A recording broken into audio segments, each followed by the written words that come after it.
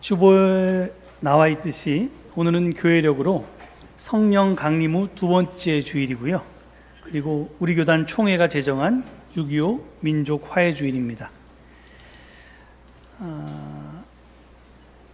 이게 올해는 이 6.15 남북 공동선언 발표 25주년이 되는 해이고요. 동시에 6.25 한국전쟁 발발 75주년을 맞이하는 해입니다. 이런 때 마침 이재명 정부가 출범한 것이 얼마나 다행인 줄 모르겠습니다. 우리가 잘 알고 있듯이 지난 6월 13일에 이스라엘이 이란을 기습 공격했습니다. 이에 이란도 이스라엘의 보복 공격을 감행했습니다. TV에서 폭탄 공격으로 파괴된 이란과 이스라엘의 건물 모습을 보면서 이게 남의 일 같지가 않았습니다. 만약 윤석열 정부가 계엄 선포를 위해 유도했던 그 외환이 성공했더라면 이란과 이스라엘의 처참한 모습이 바로 우리의 모습이었을 것이기 때문입니다. 그래서 상상만 해도 아찔했습니다. 지난 6월 4일에 출범한 이재명 정부가 오늘로 꼭 19일째를 맞았습니다. 그런데 그 12일째였던 지난 6월 15일, 그러니까 지난 주일이었는데요. 지난 주일 오전에 그 대통령이 페이스북을 통해서 6.15 선언 25주년 평화의 약속을 되새깁니다라는 제목의 메시지를 남기셨습니다. 그 내용이 좀 긴데 제가 그 중에서 한 절반 정도를 발췌해서 한번 읽어보겠습니다. 2000년 6월 15일 1945년 분단 이후 처음으로 남북의 정상이 마주 앉아 6.15 남북 공동선언을 발표했습니다. 반세기 넘게 이어진 대립과 불신의 벽을 허물고 화해와 협력의 새 시대를 여는 출발점이었습니다. 하지만 최근 몇 년간 한반도는 다시 과거의 냉랭했던 시대로 후퇴하고 있습니다. 남북 간 대화와 교류가 끊기고 접경 지역의 긴장과 불안이 심화되는 상황에 대해 깊은 우려를 느낍니다. 25년 전 우리의 약속을 다시 기억해야 합니다. 잃어버린 시간과 사라진 평화를 되찾아야 합니다. 이재명 정부는 소모적 적대 행위를 멈추고 대화와 협력을 재개하겠습니다. 군사적 긴장 완화를 평화로운 분위기 조성을 위해 중단된 남북 대화 채널부터 신속히 복구하며 위기관리 체계를 복원해 나가겠습니다. 이런 내용이었습니다. 늘 대통령의 연설이나 글은 아주 화려한 수사로 이렇게 좋은 말만 잔뜩 써 있죠. 그래서 이게 말잔치인데요. 그런데 이게 그냥 말잔치만은 아니었습니다. 사실은 6.15 이틀 전인 6월 13일 오후에 이 대통령은 남북 접경 지역인 경기도 연천과 파주를 방문했고요. 거기에서 군인들과 주민들을 만나서 평화의 메시지를 전했습니다. 더 놀라운 것은 그보다 먼저 취임 8일째였던 6월 11일 오후 2시를 기해서 전방지역 우리 군의 대북 확성기 가동을 중지시켰다는 것입니다. 아무도 예상하지 못했던 그야말로 전격적인 조치였습니다. 이에 북한도 화답해서 12일 그러니까 목요일 0시부터 대남 확성기 방송을 중단했습니다. 이재명 대통령은 취임 이후에 오늘까지 정말 숨 돌릴 틈도 없이 참 많은 일을 했는데 그중 가장 강력한 것은 평화 메시지라고 말하는 사람도 있었습니다. 저도 그 의견에 동의합니다. 그런데 여러분, 남북관계가 언제부터 그리고 왜 지금처럼 경색되는지 기억하십니까? 그게 윤석열 정부 출범 이유가 아닙니다. 5년 전인 2020년 6월부터 그랬습니다. 그러니까 남북관계가 화해가 아닌 전쟁의 길로 치닫기 시작한 것은 문재인 정부에서 일어났던 일입니다. 그래서 당시 우리가 받은 충격이 더 컸었습니다. 왜냐하면 문재인 정부 하에서 남북 정상이 판문점 선언과 평양 선언을 했고요. 남북 군사 합의서도 채택했고요. 그리고 새로운 평화의 시대도 천명했기 때문이었습니다. 그런데 약 만 5년 전인 2020년 6월 16일에 북한 정부는 남한 정부가 대북전단 살포를 막지 않는 것을 문제 삼아서 남북 공동연락사무소 청사를 폭파해버렸습니다. 당시 우리 국민은 뉴스에서 그 광경을 보고 크나큰 충격을 받았습니다. 물론 북한의 조치는 지나쳤습니다.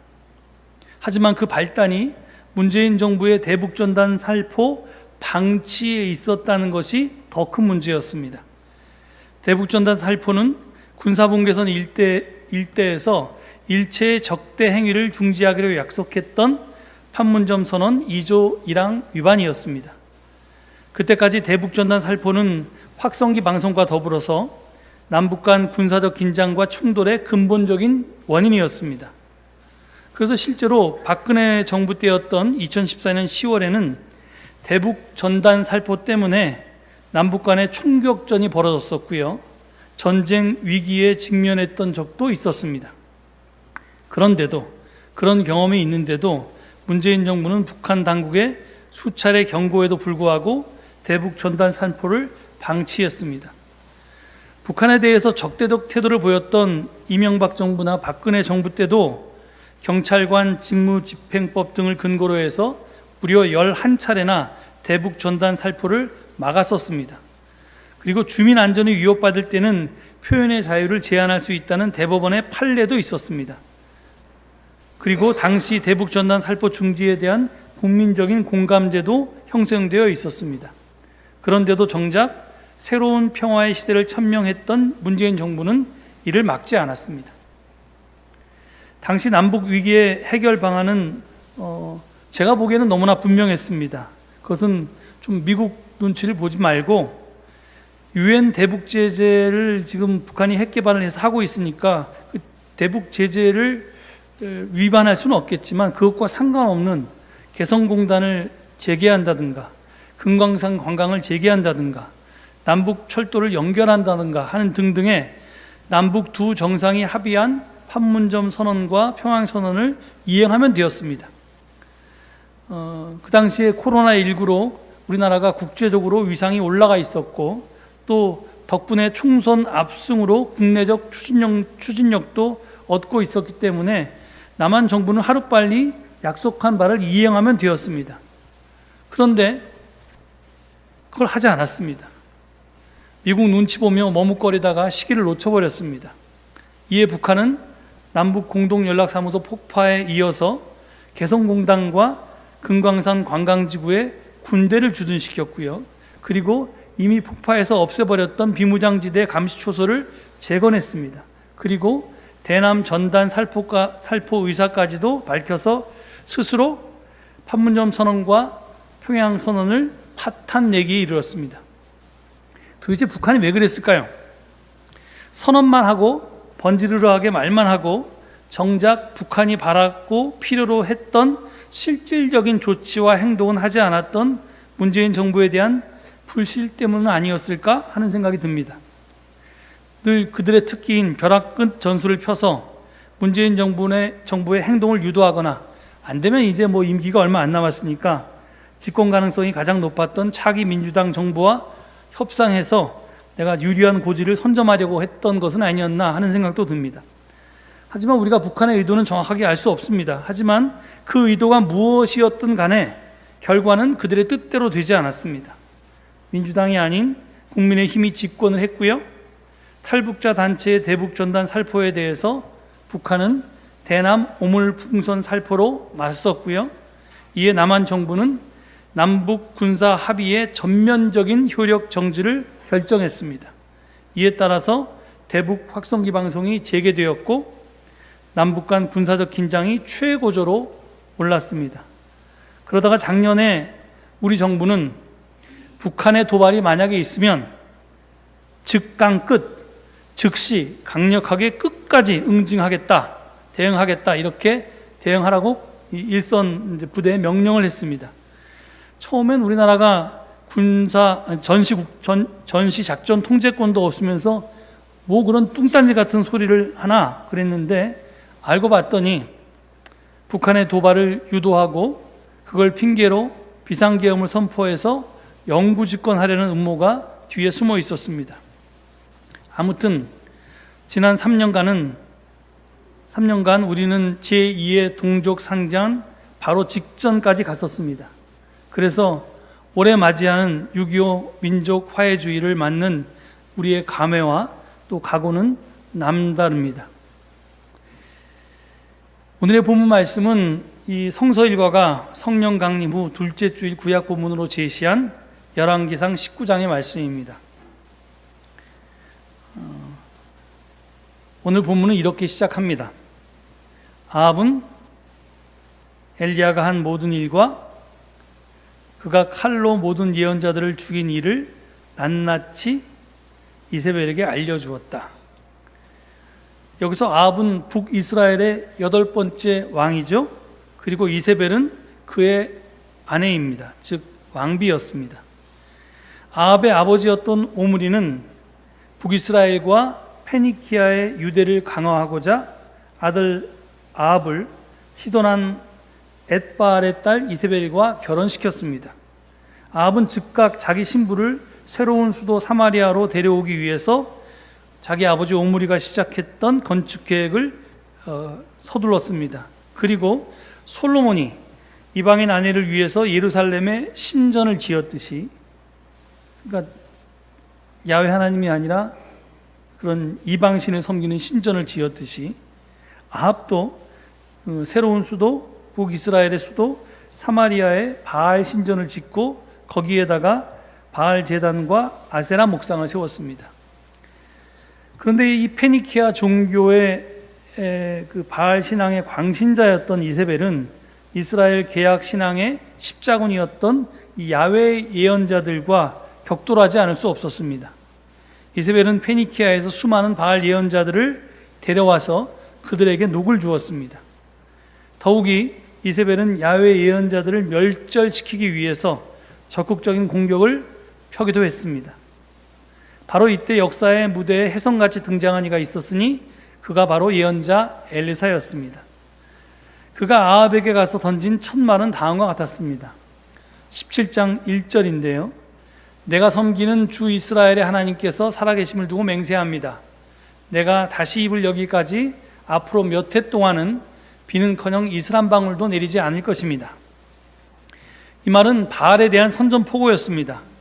비와 이슬로 땅을 적시어서 풍요로운 생산을 내는 것이 원래 바알의 역할이라고 그렇게 사람들은 믿었는데, 그게 바알이 아니라 야훼께서 하는 일이다 라고 선언했기 때문입니다.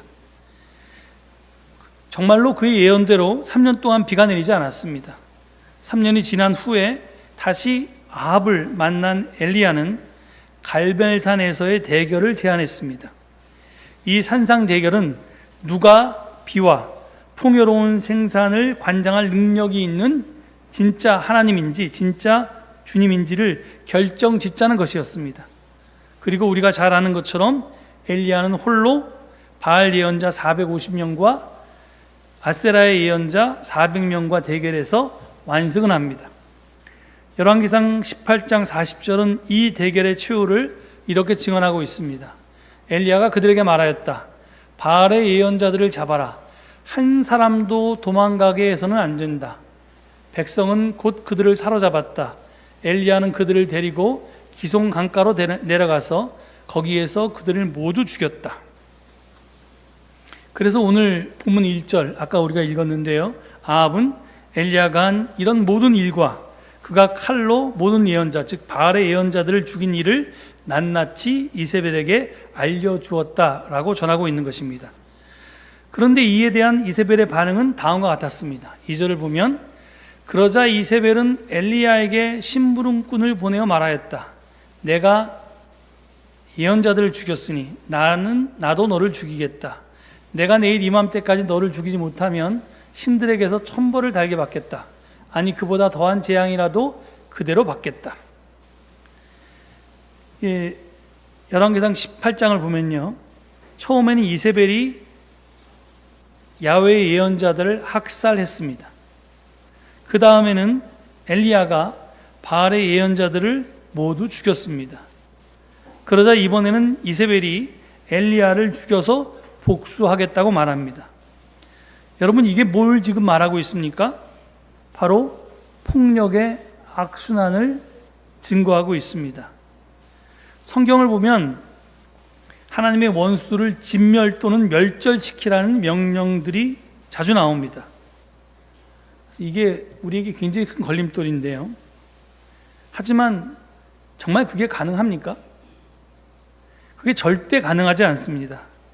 지금 갈멜산 대결에서의 승리 장면은 이스라엘에서 바알 신앙이 한꺼번에 완전히 무너졌다고 하는 그런 인상을 우리에게 줍니다.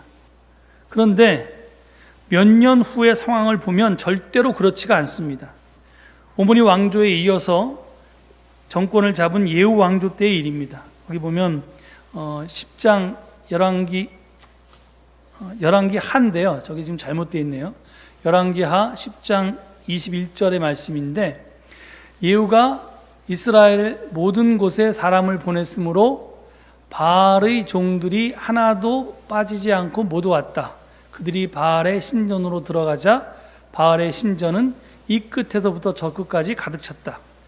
이게 예후가 바알의 숭배자가 아니라 사실은 유도해서, 바알의 추종자들을 유도해서 그들을 이제 죽이려고 다 한데 모이게 한 이제 그런 작전의 일환으로 지금 저게 소개되고 있는데, 이스라엘에서 바알 신전에 다 예배드리러 모여라 그랬더니 그 신전에 이 앞자리에서부터 뒷자리까지 빈자리 하나도 없이 가득 찼다는 겁니다. 그러니까 이게 진멸이 되지 않았다는 얘기죠.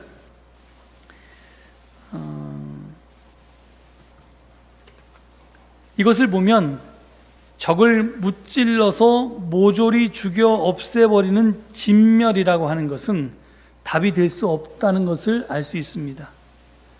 우리는 이것을 역사에서 수없이 보지 않았습니까?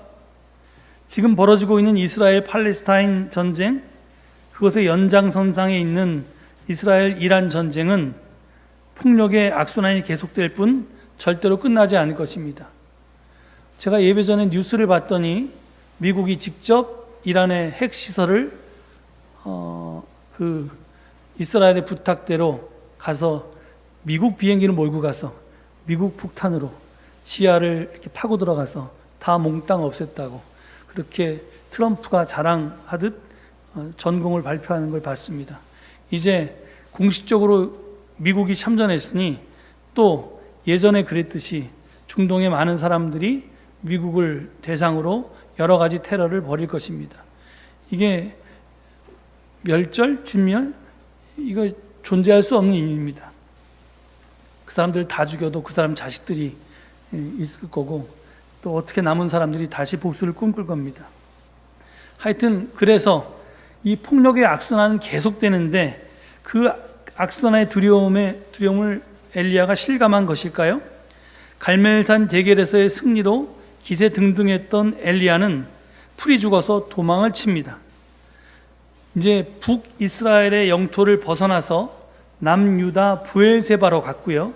또 거기에서 40일 밤낮을 더 걸어서 계약의 성산이었던 호렙산에 도착을 합니다. 그러니까 모세가 십계명을 받았던 그 시내산에 갔다는 얘기입니다.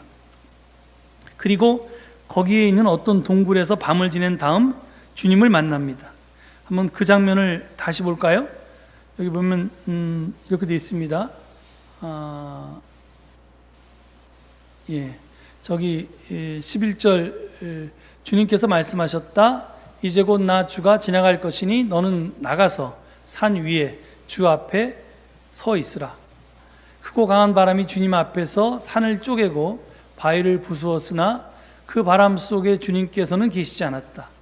그 바람이 지나가고 난 뒤에 지진이 일어났지만 그 지진 속에도 주님께서 계시지 않았다. 지진이 지나가고 난 뒤에 불이 났지만 그 불 속에도 주님께서 계시지 않았다.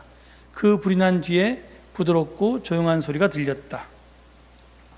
자, 지금 엘리야가 호렙산에 이르러서 밤을 지낸 동굴은요, 주님이 당신의 영광을 보여주시기 위해서 지나갈 때 모세의 몸을 숨겼던 바위 틈을 연상시킵니다. 출애굽기 33장에 나옵니다. 또 엘리야의 이야기에서 주님이 지나갈 때 나타난 강한 바람과 지진과 불은 출애굽기 19장에서 주님이 시내산에 나타나셨을 때 일어났던 그런 전통적인 현상과 비슷합니다. 그러니까 하나님께서 나타날 때 거센 바람도 불고 지진도 일어나고 그리고 막 불꽃도 일고 화산폭발 같은 그런 일이 있었다는 것이 출애굽기에 보도되고 있습니다. 그런데 지금 그 출애굽기의 증언과 이 열왕기 상의 증언 가운데 굉장히 큰 차이도 있는데요. 그것은 전통적인 신의 현현과 정반대라는 것입니다. 즉 주님은 강한 바람이나 지진이나 불 속에 계셨던 것이 아니었습니다. 그것들이 다 잦아든 다음에 나타나십니다. 그리고 그게 이제 부드럽고 조용한 소리라고 이렇게 번역되어 있는데, 새 번역이 이렇게 부드럽고 조용한 소리라고 번역한 히브리어는 경이로운 침묵을 뜻합니다. 이 침묵 가운데 주님은 엘리야에게 당신의 현존을 알리셨습니다. 엘리야는 이 침묵의 소리에서 주님을 만났습니다. 그렇습니다. 강한 바람은 나그네의 외투를 벗기지 못합니다. 오히려 따뜻한 햇빛이 그것을 가능케 합니다. 강한 힘, 막대한 군사력은 참 평화를 가져오지 못합니다. 불안한 균형이나 폭력의 악순환만을 결과할 뿐입니다. 큰 소리가 우리의 대화를 가능하게 하는 것이 아닙니다. 때로는 침묵이 참 대화를 가능하게 합니다. 저는 이 진리를 유근 시인의 대화라는 제목의 시에서 확인했습니다. 제가 한번 읽어보겠습니다. 이쪽에서 소리를 멈추자 저쪽에서도 그 소리를 멈추었다. 소리 안에 있을 때 들리지 않던 소리가 들리기 시작했다. 침묵도 소리가 될 수 있다는 것을, 침묵에도 크나큰 성대가 있다는 것을 처음 깨달은 사람들은 침묵이 데려다준 소리로 언어를 만들어 비로소 서로에게 말을 건네기 시작했다. 이쪽과 저쪽의 가슴이 저쪽과 이쪽의 가슴에 전하는 깊고 따뜻한 침묵의 발음이었다. 지금 주님께서는 엘리야에게 이제까지 명령했던 진멸법을 거두고 폭력의 악순환을 멈추는 방법을 직접 보여주십니다. 그것은 강한 바람과 지진과 불이 아니었고요, 침묵의 소리였습니다. 소리는 소리를 부릅니다. 폭력은 폭력을 부릅니다.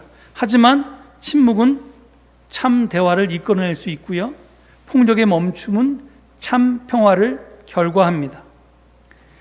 따라서 우리에게 필요한 것은 때때로 말이 아니라 행동입니다. 말을 멈추고 우리가 상대에게 집중하면 상대가 무엇을 원하는지, 무엇을 필요로 하는지 알게 됩니다. 그리고 그것을 알게 되면 그것을 우리의 행동으로 옮기면 됩니다. 그런데 침묵과 경청과 행동은 역사의 현장에 있을 때만 가능한 것입니다.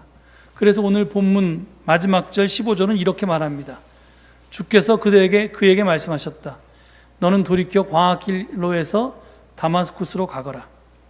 지금 북이스라엘에서 활동했던, 아하방 시대에 활동했던 엘리야가 이세벨이 무서워서 그 역사의 현장에서 도망쳐서 남유다를 거쳐서 이제 북이스라엘이나 남유다하고는 전혀 상관없는 옛날에 출애굽 때 잠시 들렸던 호렙산까지, 시내 반도에 있는, 시나이 반도에 있는 시내산까지 이거 내려와 있습니다.